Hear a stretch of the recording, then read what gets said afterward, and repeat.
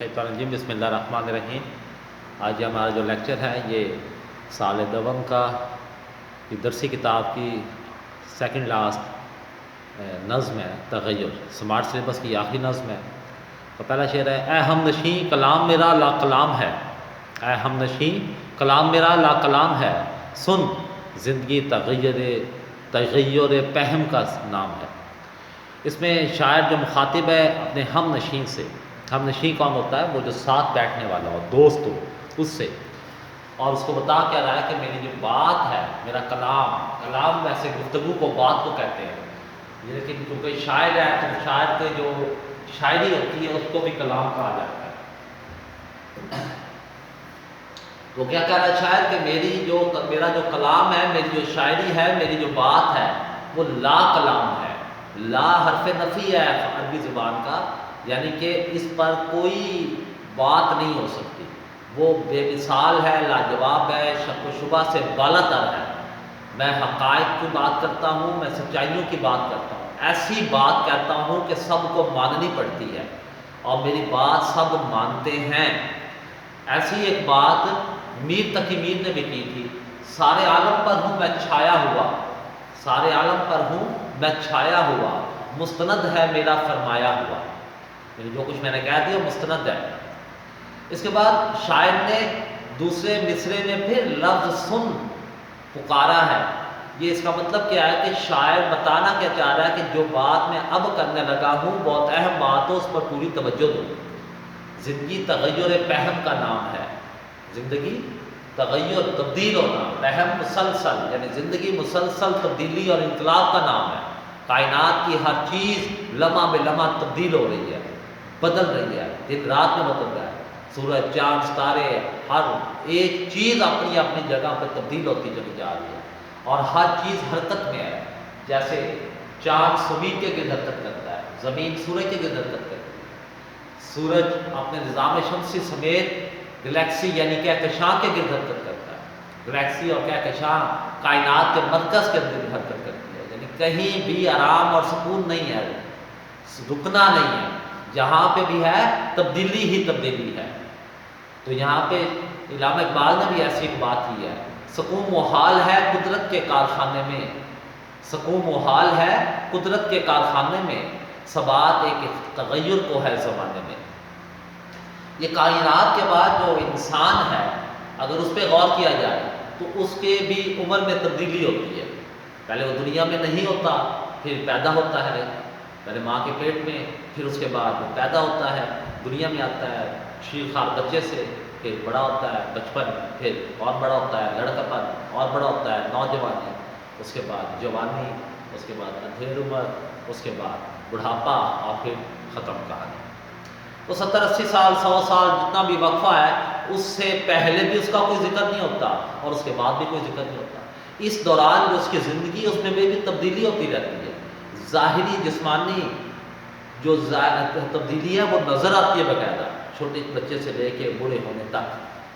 اس کی شکل صورت میں، رنگت میں، اعضاء میں، قد کاٹ میں فرق آتا رہتا ہے۔ یہ تو ظاہری تبدیلی تھی۔ صرف اس میں تبدیلی نہیں آتی، اس کے خیالات میں، اس کے افکار میں، اس کے حالات میں، اس کے واقعات میں تبدیلی آتی ہے۔ ہر قسم کے جو خیالات ابھی ہیں وہ 5 سال پہلے ویسے نہیں ہوں گے، اور ممکن ہے کہ آئندہ 5 سال یا 10 سال بعد اس سے مختلف ہو۔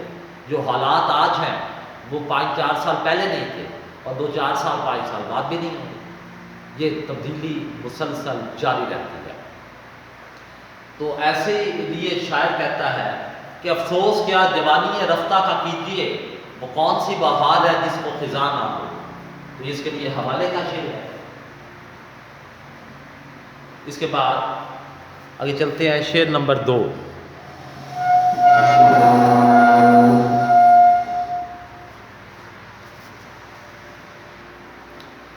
راتوں کو ہے سحر کی تجلی کا انتظار، راتوں کو ہے سحر کی تجلی کا انتظار، ہے ہر صدا فراق خاموشی میں بے قرار۔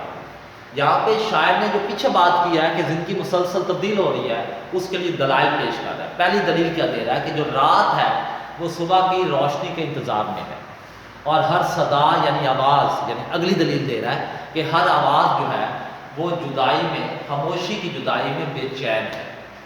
اب کائنات پورے کا جو نظام ہے وہ تبدیلی کا سلسلہ جاری رہتا ہے۔ رات صبح کے منتظر ہوتی ہے، صبح رات کے انتظار میں ہوتی ہے۔ جب سورج نکلتا ہے تو یہ سورج نکلنا اس چیز کی علامت ہے کہ یہ ڈوب جائے گا۔ دیکھتے ہیں کہ آہستہ آہستہ آہستہ وہ بلند ہوتا ہے، دوپہر کو اپنے پورے عروج پر ہوتا ہے، پھر آہستہ کم ہوتے ہوتے شام کو غروب ہو جاتا ہے، شام کو پھر رات شروع ہو جاتی ہے، اور شام کے بعد وہ رات چلتے چلتے یہاں تک کہ صبح ہو جاتی ہے۔ یعنی رات اور دن ایک دوسرے کے تعاقب میں ہے۔ رات دن جب بلانا چاہتی ہے، دن رات کو بلانا چاہتا ہے، ایک دوسرے کے پیچھے چلتے ہیں۔ تو قرآن پاک کی سورۃ البقرہ میں اللہ تعالیٰ کی آیت نمبر 164 میں 164 میں اللہ تعالیٰ فرماتے ہیں، بے شک رات دن کے بدلنے میں عقل مندوں کے لیے نشانیاں ہیں۔ یہ رات دن کی تبدیلی سے ہی زندگی قائم ہے۔ رات دن نہ ہوتے، ایک ہی چیز رہتی مسلسل، تو یہ زندگی قائم نہ رہ سکتی، لیکن رات دن کی تبدیلی کی وجہ سے زندگی اپنے آپ کو بڑھا سکتی ہے، قائم رکھ سکتی ہے۔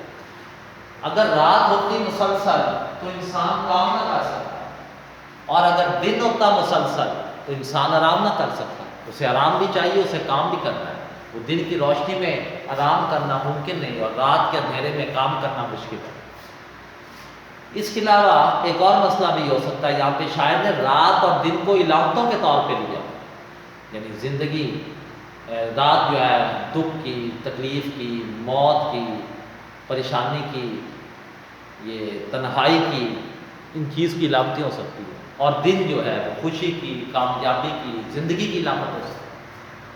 ایسا نہیں ہے کہ دکھ ہمیشہ قائم رہتا ہے، دکھ تبدیل ہوتا ہے، یعنی دکھ جب آتا ہے تو انتہا پہ پہنچ کے ساتھ کم ہوتا ہے، اور پھر اس کے بعد خوشی آتی ہے، انتہا پہ پہنچتی ہے، کم ہوتی ہے، دکھ، یہ سلسلہ چلتا رہتا ہے۔ اس لیے ایک شاعر نے کہا ہے، رات جتنی کالی ہے صبح ہونے والی ہے، رات جتنی کالی ہے صبح ہونے والی ہے۔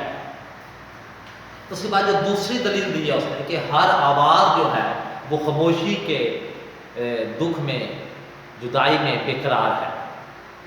خاموشی پھر آواز، آواز پھر خاموشی، یعنی یوں کہہ سکتے ہیں کہ جو خاموشی ہے وہ دو آوازوں کا درمیانی وقفہ ہے، یہ کم یا زیادہ ہو سکتا ہے۔ اسی طرح آواز دو خاموشیوں کے درمیان کا وقفہ ہے، یہ بھی کم یا زیادہ ہو سکتا ہے۔ اضطراب ہے، آواز کو جب آتی ہے، نکلتی آواز تو پھیلتی ہے، پھیل کے ساتھ وہ ختم ہو جاتی ہے، وہ خاموشی میں بدل جاتی ہے۔ خاموشی کیا چاہتی ہے کہ یہاں پہ ہلچل و آواز آئے، آواز اور خاموشی ایک دوسرے کے پیچھے چلتے رہتے ہیں۔ اب دوسری بات یہ کہ خاموشی بڑی معنی خیز ہوتی ہے، اس کا وقفہ ہمیں زیادہ لگتا ہے، وہ بڑی معنی خیز، اس کی اپنی ایک زبان ہوتی ہے، اپنا ایک انداز ہوتا ہے، اس کی زبان کو سمجھنے کے لیے چیزیں سمجھنی پڑتی ہیں۔ جیسے یہ حوالے کا شعر ہے، نظر کو حال دل کا ترجمہ کہنا ہی پڑتا ہے، خاموشی کو بھی ایک طرز بیان کہنا ہی پڑتا ہے۔ یا اس کے علاوہ بھی ایک اور شعر ہے، کون کہتا ہے محبت کی زبان ہوتی ہے، کون کہتا ہے محبت کی زبان ہوتی ہے، یہ حقیقت تو نگاہوں سے عیاں ہوتی ہے۔ یعنی یہاں پر شاید خاموشی کے اندر ہی بات ہے، اور بات کے اندر خاموشی ہے۔ اب آواز اور خاموشی میں یہ ہوتا ہے کہ بعض دفعہ آوازوں کی اقسام ہے، اسی طرح خاموشی کی بھی اقسام ہے۔ آواز کی اقسام کہ بادلوں کے گرجنے کی آواز ہے، بجلی کے کڑکنے کی آواز ہے، کہیں کسی کے خوشی سے گانا گانے کی آواز ہے، کسی کے چیخے مارنے کی آواز ہے، کسی کے دکھ سے رونے کی آواز ہے، پرندوں کے چہچہانے کی آواز ہے، مختلف چیزوں کی آواز، ان کے مختلف اثرات ہوتے ہیں۔ اور خاموشی بھی اسی طرح ہوتی ہے، کوئی خاموشی خوف پیدا کرتی ہے، کچھ خاموشی بے چینی پیدا کرتی ہے، کچھ خاموشی میں ڈر ہوتا ہے، کچھ خاموشی میں وہ رکاوٹ یا کوئی چیز ایسی ہوتی ہے جو تنہائی کی طرف لے کے جاتی ہے۔ ہر خاموشی دوسری خاموشی سے مختلف ہے، ہر آواز دوسری آواز سے بھی مختلف ہے۔ یعنی صرف یہ نہیں کہ آواز خاموشی اور خاموشی آواز میں بدلتی ہے، خاموشی اگلی آواز خاموشی تک آنے تک آواز کے بعد اس کے اندر فرق آ جاتا ہے۔ ممکن ہے کہ ابھی تھوڑی دیر پہلے جو خاموشی تھی اس میں بے چینی پائی جاتی ہے، اور بعد میں دکھ میں بدل جائے وہ خاموشی۔ خاموشی کی اپنی زبان ہوتی ہے، اس کے مطابق ہو، اور یہ تبدیلی چلتی رہتی ہے۔ یہ تھا آپ لوگوں کا شعر نمبر 2. اب چلتے ہیں شعر نمبر 3. سوئے خزاں بہار گلستان روانہ ہے، سوئے خزاں بہار گلستان روانہ ہے، ہر برگ کا سکوت سراپا فسانہ ہے. یعنی سوئے کی طرف، خزاں کی طرف باغ کی بہار روانہ ہو رہی ہے، اور ہر پھول کی پتی جو ہے اس کے سکون خاموشی جو ہے وہ سراسر افسانہ ہے، کئی ایسی بات ہے جس کی کوئی دلیل نہیں، من گھڑت بات ہے. اب یہاں پہ شاعر نے تیسری دلیل دی ہے کہ بہار کے بعد خزاں آتی ہے، خزاں کے بعد بہار آتی ہے. یہ بہار اور خزاں کا سلسلہ چلتا رہتا ہے. بہار آنا اور پیک پہ آنا اس چیز کی نشاندہی ہے کہ آگے خزاں آنے والی ہے. جب خزاں آتی ہے تو اس بات کی علامت ہے کہ بہار آنے والی ہے.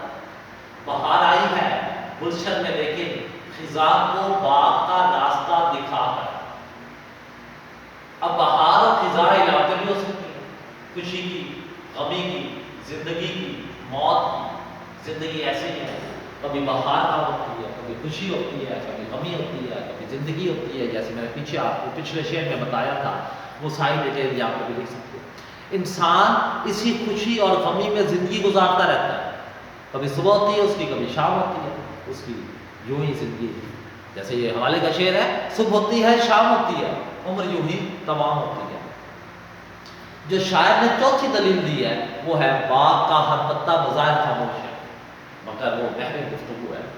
وہ کچھ کئی باتیں کر رہا ہے، وہ کوئی اپنے دکھ سنا رہا ہے، کوئی اپنی کیفیت بیان کر رہا ہے، اپنے احساس اور جذبات کو بیان کر رہا ہے، اپنے وجود کی کہانیاں بیان کر رہا ہے، وہ اپنے نہ ہونے کی عدم کی داستانیں بیان کر رہا ہے. پھول کے اندر جو خوشبو ہوتی ہے وہ نکلتی ہے، پھول سے نکلنے کے لیے بے چین ہوتی ہے، نکلنے کے بعد پھیل جاتی ہے اور پھول سے دور چلی جاتی ہے. اس لیے کسی شاعر نے کیا خوب کہا ہے کہ دیکھ لو پھول سے کیا کرتی ہے، دیکھ لو پھول سے کیا کرتی ہے، کبھی خوشبو بھی وفا کرتی ہے. اس کے بعد مزید آگے برگ کی جو شکل ہے وہ تو زبان جیسی ہوتی ہے. یعنی پتی، وہ چاہے پھول کی پتی ہو یا درخت کا پتا ہو، ان کی شکل بالکل زبان جیسی ہوتی ہے. تو اس کا مطلب ہے کہ شاعر نے یہاں پہ استعارہ لیا ہے کہ پھول کی پتی یا درخت کے پتے کو زبان کہتے ہیں. اب پھول کی پتی خاموش ہوتی ہے، وہ خاموشی کی زبان میں گفتگو کر رہی ہوتی ہے، وہ اپنی داستان اور کہانی سنا رہی ہے. کیسے وہ بیج تھی، کیسے اس بیج سے کومل پھوٹی، اس کومل سے پودا بنا، اس پودے سے مزید آگے درخت بنا، اس پہ پتے آئے، جب اس پتوں پہ کے ساتھ ٹہنیوں پہ کلیاں کھلی، ان کلیوں کے پھول بنے. پھول کی وہ پتی اپنی یہاں تک پہنچنے کی پوری داستان خاموشی کی زبان میں سنا رہی ہے. اس لیے زبان سے وہ کچھ نہیں کہتی، اس کی آواز نہیں آتی ہے. تو یہاں پہ شاعر نے بیان کیا ہے کہ 100 زبانوں پر بھی خاموشی تجھے منظور ہے، راز وہ کیا ہے تیرے سینے میں جو مستور ہے. یہ تھا آپ لوگوں کا 3 شعر، آپ لوگوں کے نظم تغیر کے جو سمارٹ سلیبس کی آخری نظم ہے اور درسی کتاب کی آخری سے پہلی نظم ہے. اللہ حافظ.